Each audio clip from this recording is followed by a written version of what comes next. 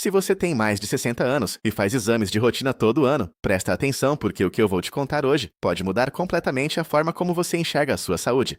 Eu sei que parece estranho um médico dizer que há exames que ele mesmo não faria, mas é exatamente isso que eu vou explicar, com calma, com clareza e com total honestidade. Porque depois de mais de 20 anos atendendo pacientes, eu aprendi que cuidar da saúde não é fazer tudo o que existe, é fazer o que realmente faz diferença. Meu nome é Dr. Bruno Caravelli. Sou médico há mais de 2 décadas. E ao longo de todos esses anos, eu acompanhei centenas de pacientes com mais de 60 anos. Pessoas maravilhosas, ativas, cheias de vida, que vinham ao meu consultório preocupadas, ansiosas, com resultados de exames na mão, sem entender muito bem o que aquilo significava. E muitas vezes, depois de analisar tudo com cuidado, a conclusão era a mesma. Esse exame não precisava ter sido feito. Não porque a saúde delas não importasse, muito pelo contrário, mas porque aquele exame específico, naquele momento, naquela situação, não ia acrescentar nada de útil. Pior do que isso, em muitos casos, o exame criava mais dúvidas, mais ansiedade, e às vezes até levava a outros procedimentos desnecessários. E eu preciso ser honesto com você. O mundo da medicina tem avançado muito, e isso é maravilhoso. Mas junto com esse avanço, veio também uma cultura de excessos, exames para tudo, a qualquer momento, com qualquer pretexto. E o que acontece? As pessoas ficam presas num ciclo de resultados, de números, de valores de referência, de comparações, sem conseguir simplesmente viver com tranquilidade. Muitas vezes eu via pacientes meus que se sentiam bem, dormiam bem, tinham energia, mas ficavam angustiados por causa de um número, levemente fora do intervalo esperado, em algum exame que, sinceramente, não tinha grande relevância clínica para a situação deles. Então hoje eu quero conversar com você sobre 4 exames, 4 chequeios médicos, que eu pessoalmente, como médico e como pessoa que já passou dos 55 anos, não me submeteria de forma rotineira depois dos 60. Não estou dizendo que esses exames são inúteis em todas as situações. Há casos específicos em que eles são absolutamente necessários e indicados. O que eu estou dizendo é que, como rastreamento de rotina, como parte de um check-up padrão anual, eles trazem mais problemas do que soluções para a maioria das pessoas nessa faixa etária. E quero que você entenda o porquê, com exemplos reais, com a linguagem simples que eu sempre usei com meus pacientes. Vamos começar pelo primeiro. Há alguns anos, uma paciente minha chamada Dona Sônia, uma mulher de 63 anos, viúva, aposentada, cheia de energia, que cuidava do jardim todos os dias e caminhava 3 vezes por semana, veio ao meu consultório com uma expressão de pânico no rosto.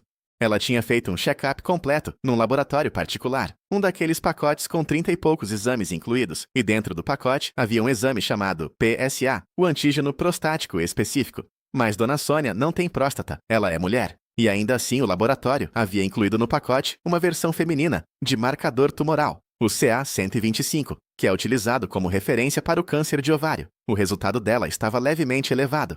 Não muito, só um pouquinho acima do valor de referência. E ela passou 3 semanas em agonia, sem dormir direito, imaginando o pior. Eu analiso o caso com calma, pergunto sobre sua vida, seus sintomas, seu histórico. Dona Sônia não tinha nenhum sintoma, nenhum histórico familiar relevante, nenhum fator de risco específico para esse tipo de condição.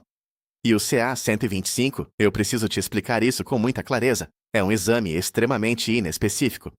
Isso significa que ele pode dar alterado por dezenas de razões que não têm absolutamente nada a ver com câncer, endometriose, miomas, cistos simples, inflamações pélvicas, até mesmo menstruação em mulheres mais novas, ou simplesmente variações normais do organismo em mulheres na menopausa. A sensibilidade e a especificidade desse exame para rastreamento em mulheres sem sintomas e sem fatores de risco são tão baixas que a maioria das grandes sociedades médicas no mundo não recomenda seu uso como ferramenta de triagem populacional. Mas Dona Sônia não sabia disso. O laboratório não explicou, e ela ficou 3 semanas destruída emocionalmente por causa de um número que, no contexto dela, não significava praticamente nada. Depois de uma consulta bem feita, de alguns exames complementares mais específicos e de uma análise completa do seu caso, ficou claro que ela estava bem. Mas aquele mês de angústia, aquela noite em que ela chorou no consultório, me dizendo que tinha medo de não ver o neto crescer, isso não tem como desfazer. É por isso que o primeiro exame da minha lista é o rastreamento rotineiro de marcadores tumorais em pessoas sem sintomas e sem fatores de risco específicos. Eu estou falando do CA-125, do CA-19-9, do AFP, entre outros. Esses marcadores foram desenvolvidos para monitorar pacientes que já têm diagnóstico de determinados tipos de câncer, para ver se o tratamento está funcionando, se houve recidiva, se a doença está controlada. Eles não foram criados para ser feitos em pessoas saudáveis, como parte de um check-up padrão. E quando são usados assim, eles criam muito mais confusão do que clareza. Muitas pessoas não sabem, mas um resultado elevado num marcador tumoral em alguém sem sintomas tem uma altíssima taxa de falso positivo. Isso significa que, na maior parte das vezes, o resultado alterado não corresponde a nenhuma doença real. Mas o que acontece depois desse resultado? A pessoa fica apavorada, procura especialistas, faz mais exames, passa por procedimentos invasivos às vezes, como biópsias, para no final descobrir que estava tudo bem. E esse caminho inteiro, além de trazer sofrimento emocional enorme, tem custos, tem riscos associados aos próprios procedimentos diagnósticos, e não melhora em absolutamente nada o prognóstico ou a saúde da pessoa. Deixe-me te explicar de forma simples. O valor de um exame diagnóstico depende muito do contexto em que ele é usado. O mesmo exame que é extremamente útil num paciente com sintomas suspeitos pode ser praticamente inútil e até prejudicial quando aplicado de forma indiscriminada numa população saudável. E esse princípio, que os médicos chamamos de valor preditivo positivo, é algo que muitas vezes não é explicado adequadamente para os pacientes. Você recebe um resultado, vê um número fora do normal e não tem como não sentir aquele frio na barriga. É humano, é completamente compreensível. Mas se eu soubesse de antemão que aquele exame tinha uma alta chance de me dar um resultado duvidoso, que não corresponderia a nenhuma doença real, eu simplesmente não faria. Agora vamos falar do segundo exame, e este é um que eu preciso abordar com muito cuidado, porque tem uma história longa e complicada dentro da medicina. Durante muitos anos, o exame de PSA, o antígeno prostático específico, foi considerado uma das grandes ferramentas de rastreamento do câncer de próstata. Médicos do mundo inteiro recomendavam que todo homem a partir dos 50 anos fizesse esse exame anualmente, e durante décadas, isso foi feito de forma bastante ampla. Eu mesmo, nos primeiros anos da minha carreira, seguia essa recomendação sem questionar muito. Parecia lógico: detectar cedo, tratar cedo, salvar vidas. Mas o que a ciência foi descobrindo ao longo do tempo é bem mais complexo do que isso. Estudos de longa duração, acompanhando centenas de milhares de homens ao longo de 10, 15, 20 anos, começaram a mostrar algo que nos forçou a rever nossas certezas. O rastreamento de rotina com PSA em homens acima de uma certa idade, especialmente acima dos 70 anos, leva com muita frequência ao que chamamos de sobrediagnóstico e sobretratamento. Isso significa que detectamos cânceres que nunca teriam causado nenhum problema se não tivéssemos procurado. São tumores de crescimento tão lento, tão indolente, que a pessoa viveria sua vida inteira com aquele câncer, sem nunca saber que o tinha e sem nunca sofrer qualquer consequência por causa dele. Eu tive um paciente, seu Antônio, 71 anos, aposentado, que vivia para cuidar do sítio que tinha herdado do pai. Um homem robusto, trabalhador, que não tinha nenhuma queixa, fez um check-up de rotina e o PSA voltou levemente elevado. O urologista indicou biópsia. A biópsia detectou um câncer de próstata de baixo grau, o que chamamos tecnicamente de Gleason baixo, basicamente um tumor de crescimento muito lento, com prognóstico excelente, mesmo sem tratamento ativo. Mas o seu Antônio não aceitou bem a palavra câncer. Quem aceitaria? Ele ficou tão desesperado que insistiu em tratar. Fez uma prostatectomia radical. E depois da cirurgia, desenvolveu incontinência urinária e disfunção erétil, duas complicações bastante comuns após esse procedimento. Ele passou os últimos anos da vida dele mais preocupado com essas sequelas do que jamais teria ficado se o câncer nunca tivesse sido descoberto. Porque aquele tumor específico, naquele homem específico, com aquelas características específicas, provavelmente não teria causado nenhum problema clínico significativo durante o tempo restante de vida dele. Isso não é uma especulação minha. É o que os estudos mostram com bastante consistência para esse perfil de caso. Hoje, as principais diretrizes médicas internacionais, incluindo a da Sociedade Americana de Oncologia Clínica e a do Serviço Preventivo dos Estados Unidos, não recomendam o rastreamento universal com PSA, especialmente para homens acima dos 70 anos. Para homens entre 55 e 70 anos, a recomendação é que a decisão seja tomada de forma individual, numa conversa honesta com o médico sobre os riscos e benefícios, levando em conta o histórico familiar, a presença de sintomas e a expectativa de vida do paciente, mas como rastreamento automático, incluído em todo o check-up anual, sem uma discussão aprofundada. O PSA depois dos 70 anos é algo que eu pessoalmente não faria, sem uma indicação clínica clara. E isso me leva diretamente ao terceiro ponto, que está intimamente ligado ao que acabei de explicar, e que talvez seja o mais delicado de toda essa conversa. Estou falando das tomografias computadorizadas de corpo inteiro, aquelas que são oferecidas em alguns centros de diagnóstico, como um pacote de rastreamento preventivo. A ideia parece sedutora: ver o corpo todo de uma vez, identificar qualquer coisa que possa estar se desenvolvendo antes que se torne um problema. Quem não quereria isso? Mas deixe-me te explicar de forma simples, porque isso é muito mais problemático do que parece. Uma tomografia computadorizada de corpo inteiro usa radiação ionizante, A quantidade de radiação de uma tomografia de corpo inteiro equivale a centenas de radiografias simples, e a radiação acumulada ao longo do tempo é um fator de risco real para o desenvolvimento de câncer, especialmente quando falamos de exposições repetidas. Então, o próprio exame que você está fazendo para prevenir câncer, se feito com frequência desnecessária, aumenta seu risco de desenvolver um no futuro. Mas tem algo ainda mais relevante do que a radiação. E esse algo se chama achado incidental, ou incidentaloma, como nós médicos costumamos chamar. Quando você faz uma tomografia de corpo inteiro, as chances de encontrar algo são muito altas. Nódulos no pulmão, pequenas lesões no fígado, cistos nos rins, algo na tireoide, algo no pâncreas, algo num linfonodo. A grande maioria dessas descobertas são completamente benignas, variações normais da anatomia humana, que nunca causariam absolutamente nenhum problema. Mas você não sabe disso no momento em que recebe o laudo. Cada um desses achados precisa ser investigado. Isso significa mais exames, mais consultas, mais ansiedade. E às vezes procedimentos invasivos para esclarecer o que é aquele nódulo, aquela sombra, aquela imagem. E no final, na esmagadora maioria dos casos, a conclusão é que não era nada. Era uma variação normal. Um cisto simples, um nódulo benigno, algo que estava ali há décadas sem causar nenhum problema e que nunca causaria. Eu me lembro de uma situação marcante. Uma paciente minha, Dona Helena, 68 anos, foi a um desses centros de saúde premium que oferecem check-ups executivos completos, com tomografia de corpo inteiro incluída. Ela voltou com um laudo de 4 páginas descrevendo 14 achados incidentais. 14. Ela ficou completamente paralisada. Passou meses indo de especialista em especialista, fazendo ressonâncias, fazendo biópsias de alguns achados, gastando muito dinheiro, perdendo muito sono, sentindo uma angústia que ela mesma descreveu como a pior fase da sua vida. No final de todos aqueles 14 achados, exatamente nenhum representava uma doença ativa ou um risco real para a saúde dela.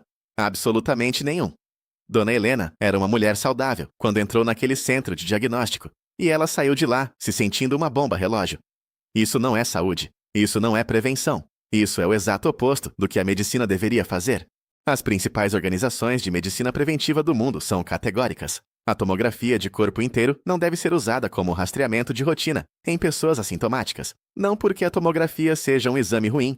É uma ferramenta fantástica quando usada com indicação correta para investigar uma dor específica, um sintoma determinado, uma suspeita clínica bem fundamentada. Mas como ferramenta de triagem ampla, ela cria muito mais problemas do que resolve. E aqui eu quero fazer uma pausa e te dizer algo importante, algo que vai além dos exames em si. Ao longo de todos esses anos de clínica, uma das coisas que mais me chamou a atenção foi perceber o quanto a ansiedade, em torno da saúde, pode ser tão prejudicial quanto a própria doença. Eu vi pessoas que passaram os melhores anos da sua vida presas num ciclo interminável de exames, resultados, dúvidas, mais resultados, mais dúvidas. Pessoas que não conseguiam sair de férias sem levar uma mala de laudos.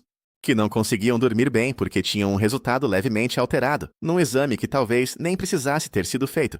E muitas vezes, quando eu conversava com essas pessoas, percebia que aquela busca incessante por certeza absoluta sobre a saúde era, na verdade, uma forma de lidar com o medo.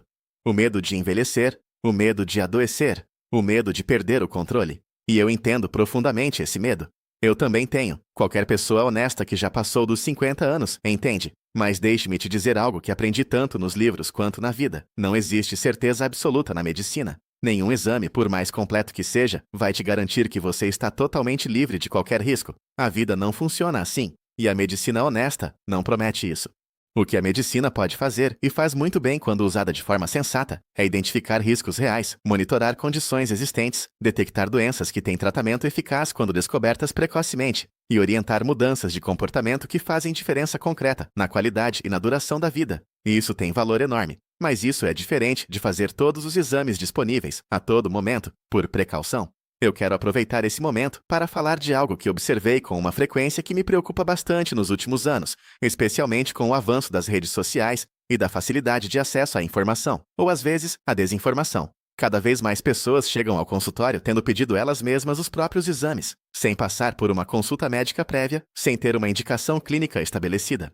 Laboratórios que permitem que qualquer pessoa peça qualquer exame sem receita. Plataformas digitais de saúde que oferecem painéis com dezenas de biomarcadores exóticos. Aplicativos que prometem monitorar o envelhecimento celular, a inflamação sistêmica, o risco genético para uma dezena de doenças ao mesmo tempo. Não estou dizendo que a tecnologia é inimiga da saúde. Muito longe disso. Mas estou dizendo que um exame sem contexto clínico, sem um médico que conheça a sua história para interpretá-lo adequadamente, pode ser fonte de enorme confusão. Um número isolado num resultado de laboratório não tem significado absoluto. Ele só adquire significado quando colocado dentro de uma narrativa clínica completa. A sua idade, o seu histórico, os seus sintomas, os seus medicamentos, a sua alimentação, o seu estilo de vida, a sua família. É essa visão integrada que transforma um dado em informação útil, e é isso que um bom médico faz ou deveria fazer em cada consulta.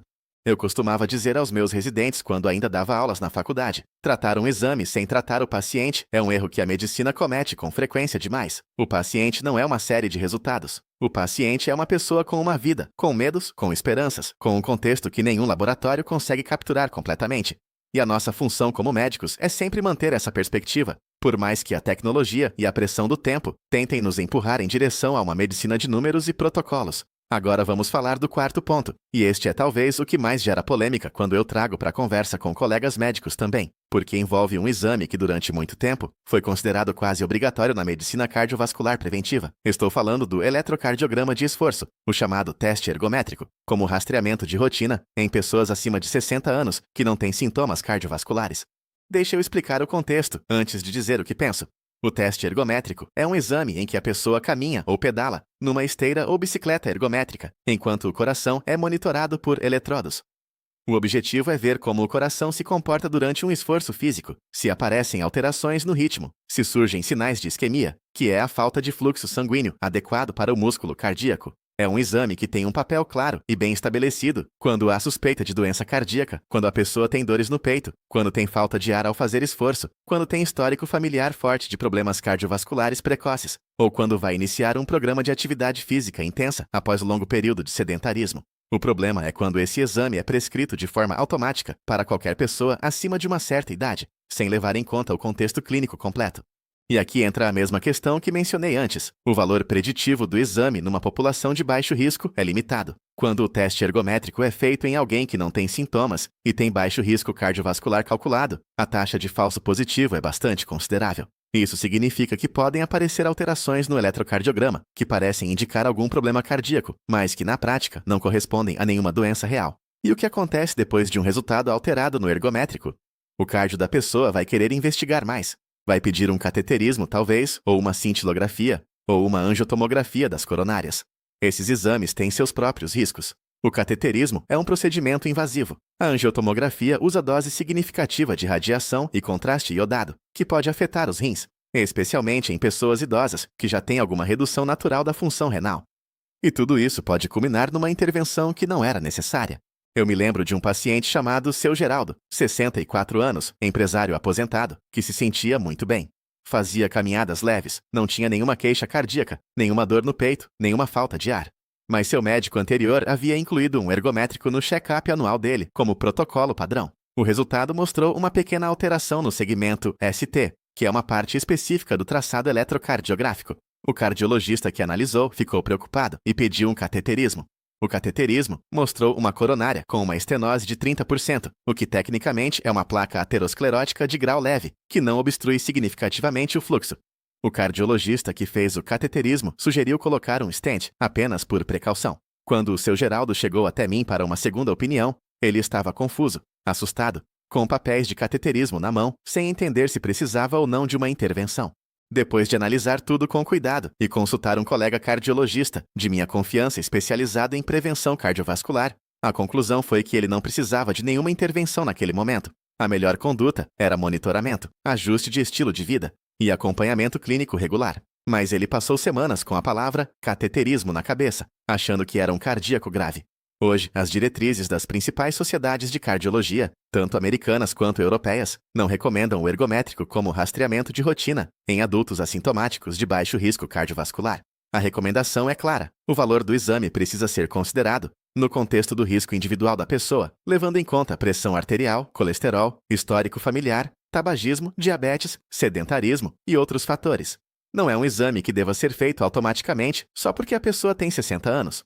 E aqui eu quero juntar todos esses 4 pontos numa reflexão mais ampla, porque o que une esses 4 exames é algo muito mais profundo do que simplesmente uma questão técnica de sensibilidade e especificidade diagnóstica. O que une tudo isso é uma pergunta fundamental, que muitas vezes não fazemos antes de pedir ou de fazer um exame: o que eu vou fazer com esse resultado? Parece uma pergunta simples, mas ela é poderosa. Se o resultado der alterado, que atitude isso vai gerar? Essa atitude vai melhorar a qualidade de vida da pessoa, vai aumentar a sua expectativa de vida, ou vai simplesmente gerar mais ansiedade, mais investigação, mais procedimentos com mais riscos, sem nenhum benefício clínico real ao final? Quando a resposta honesta a essa pergunta é a segunda opção, então o exame não deveria ser feito de forma rotineira. Muitas pessoas não sabem, mas a medicina moderna está cada vez mais consciente de que o excesso de diagnóstico é um problema real de saúde pública. Tem um nome para isso: overdiagnoses. É quando detectamos condições que nunca causariam sintomas nem problemas durante a vida da pessoa, mas o ato de detectar e de rotular aquela condição como doença leva a tratamentos que têm riscos próprios e que diminuem a qualidade de vida, sem trazer nenhum benefício compensatório. E isso não é ficção científica nem teoria marginal. É algo reconhecido pelas principais publicações científicas do mundo, pelo BMJ, pelo New England Journal of Medicine, pelo JAMA, e discutido nas mais importantes conferências de medicina preventiva. E eu preciso dizer algo aqui que pode parecer contraditório vindo de um médico, mas que é absolutamente verdadeiro. A saúde não se resume a exames. A saúde é como você dorme. É a qualidade das suas relações. É o prazer que você sente ao acordar de manhã. É a sua disposição para caminhar, para conversar, para cozinhar, para cuidar do jardim, para brincar com os netos. Esses indicadores de saúde, que não aparecem em nenhum laboratório, são tão importantes quanto qualquer valor sanguíneo. E às vezes muito mais. Ao longo dos anos, vi muitos pacientes com todos os exames dentro do normal que se sentiam terríveis, angustiados, sem energia, sem alegria. E vi outros com alguma condição crônica controlada, que eram pessoas vibrantes, ativas, felizes, com uma qualidade de vida que deixava muita gente mais jovem com inveja. O exame diz uma coisa sobre o seu corpo num determinado momento, mas ele não conta a história completa. Nunca contou. Deixe-me ser ainda mais claro sobre o que não estou dizendo, porque é importante não me interpretar mal. Não estou dizendo que você não deve fazer exames. Estou dizendo exatamente o contrário disso. Você deve fazer os exames certos, com a indicação certa, no momento certo, e com a interpretação correta por um médico que conhece a sua história. O exame de glicemia para rastrear diabetes vale muito a pena. O controle regular da pressão arterial é fundamental. A mamografia para mulheres com indicação adequada salva vidas. O hemograma, o perfil lipídico, a função renal e hepática, avaliados periodicamente, são ferramentas preciosas de acompanhamento. A colonoscopia para rastreamento de câncer coloretal, a partir de uma certa idade, tem evidência sólida de benefício. A densitometria óssea para avaliar o risco de osteoporose, em mulheres após a menopausa, é uma recomendação bem sustentada. Há muitos exames que eu faria e que recomendo com convicção. O ponto não é eliminar exames. O ponto é fazer escolhas informadas, baseadas em evidências reais sobre benefício e risco, levando em conta o contexto individual de cada pessoa.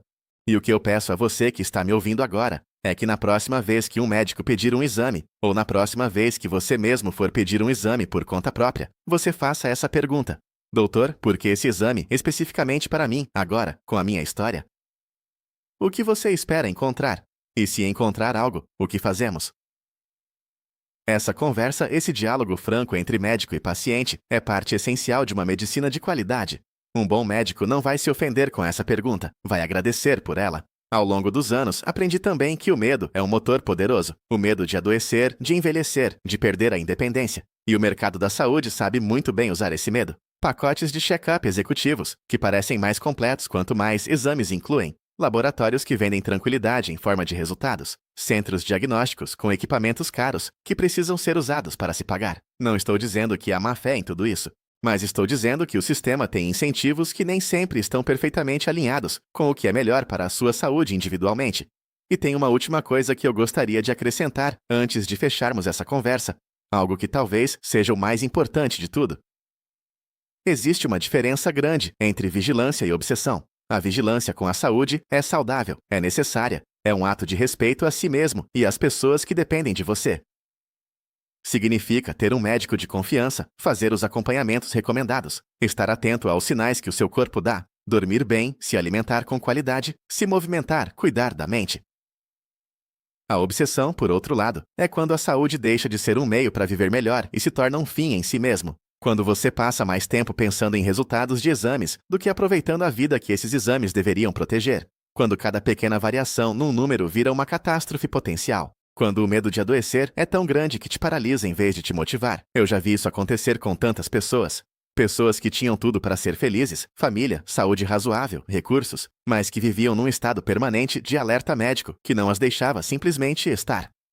E quando eu conseguia, com paciência e com muita conversa, ajudá-las a colocar as coisas em perspectiva, a ver que os números não contam a história toda, que a vida tem muito mais do que aquilo que os exames medem, era impressionante a transformação.